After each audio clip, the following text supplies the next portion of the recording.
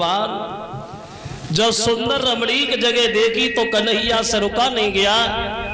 कन्हैया ने बंसी उठाई बजाना शुरू कर दी। इधर भगवान तो बंसी बजा रहे और उधर कंस का भेजा हुआ बत्सासुर नाम का राक्षस बछड़ा बन के कन्हैया के बछड़ों में शामिल हो गया।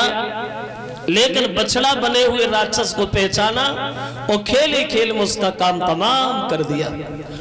बकासुर गया है बगुला बन के, लेकिन कन्हैया ने उसे भी मार दिया।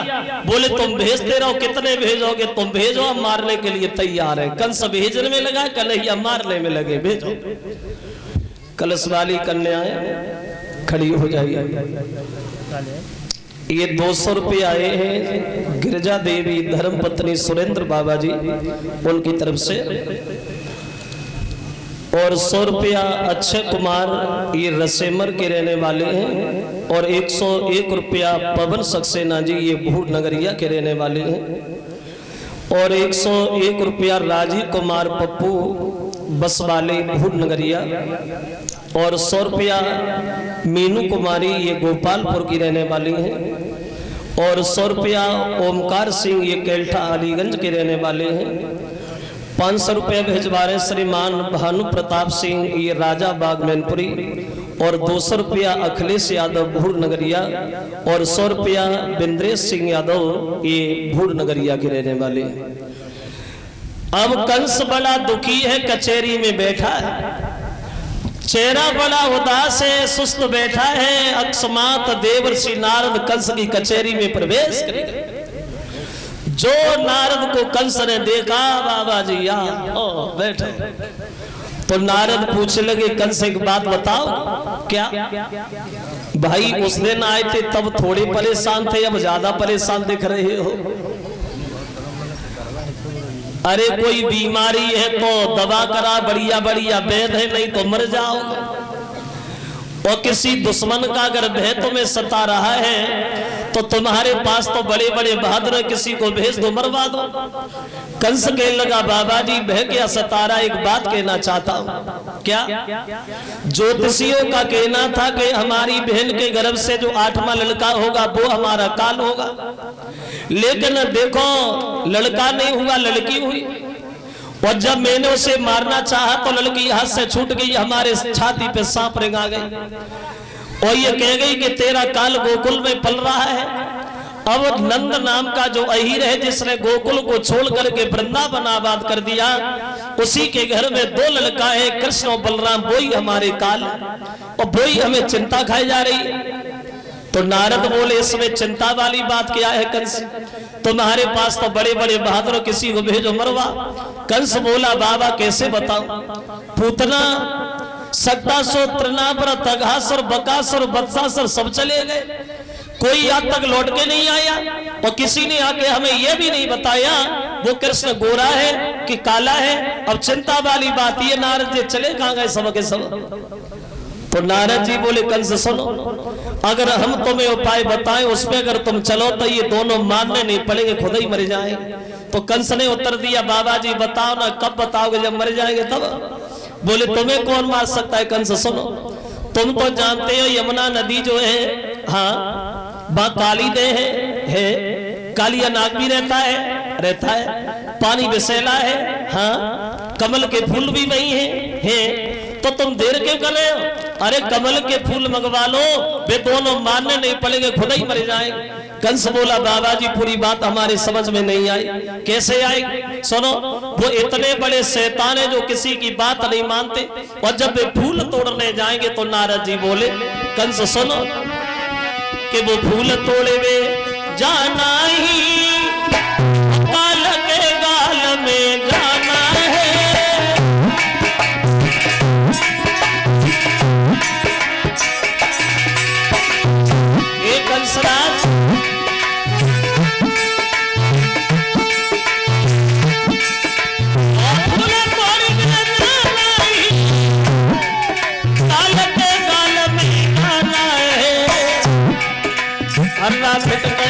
नहीं लगती दोनों का मारा जाना है।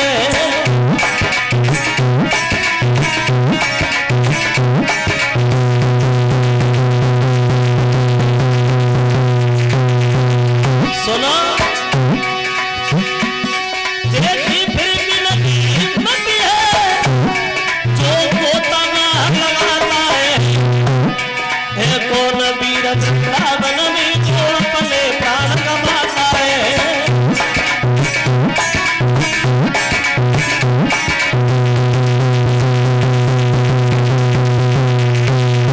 उत्तर दिया फूल तोड़ने जाएंगे तो कालिया नाग के जहर से दोनों ढेर हो जाएंगे, मारने नहीं पड़ेंगे, खुद ही मर जाए।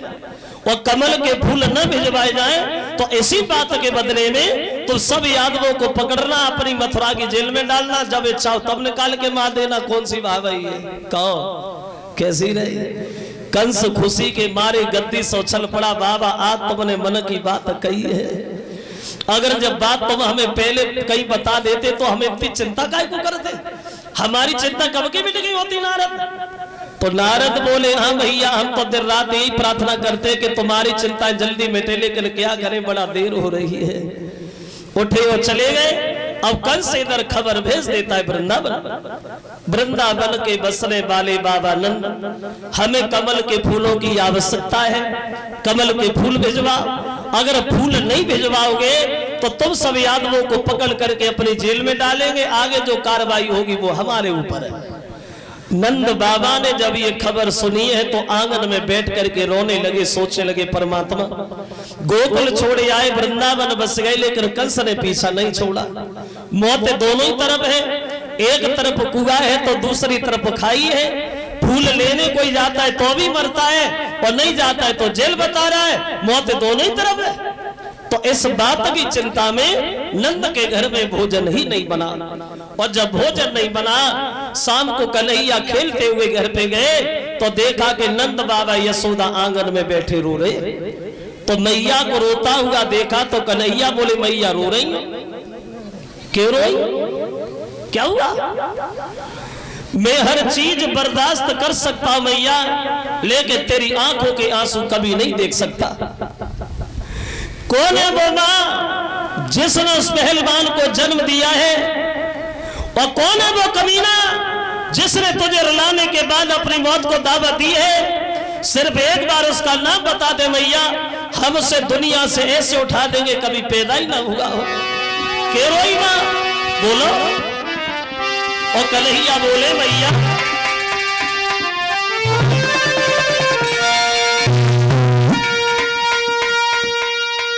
उस नालायक को बदला तो मैं और कहीं दे सर से काट डालो, और जाने कछ जीव और चलाई होगा कि जीव की पकड़ काटी।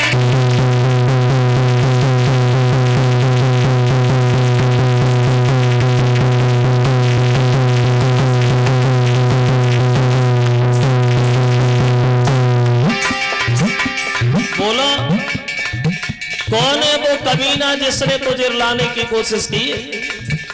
कौन है वो माँ जिसने पहलवान को जन्म दिया है? तुझे एक बात नहीं पता माँ, हम में और भैया बलराम में कितनी ताकत है। वो बोले,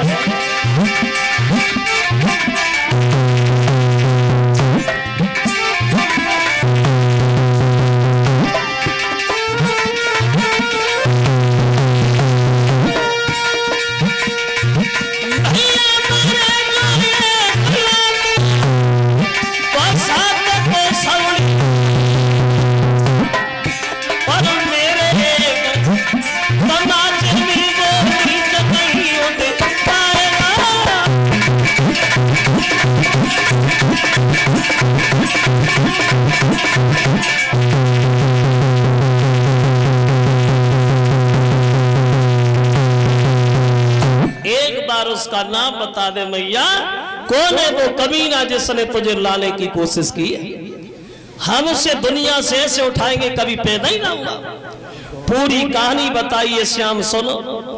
खबर आई है मथुरा से कमल के फूल मंगवा रहा है, फूल लेने जाते हो तो भी मरते हो, और नहीं जाते तो जेल बता रहा है। कन्हैया ने सुना तो कन्हैया हंसने लगे, मैया बस इतनी सी बात। अरे छोड़ो, छोटी सी बात के कारण इतनी परेशान है माँ, छोड़ो। अगर वो कंस मथुरा का राजा है तो क्या हम इस वृंदावन में किसी से कम है? और यही बात भूला की भेद तो खबर उसके पास समय का इंतजार करे, बोली मैं और जो जेल में भरने की धमकी दे रहा है, कह दो से ये धमकी चोर और बदमाशों को दे, वो जेल हम लोगों के लिए जेल नहीं है। उठे और चले गए। सुबह जब हुआ तो ग्वाल बाल बोले श्याम चलो कोई खेल ही हो जाए। क्या खेल खेलोगे? पुराने वाले खेले। तो दामा आगे बढ़ा, बोले श्याम एक नया खेल हमारे पास है। क्या है?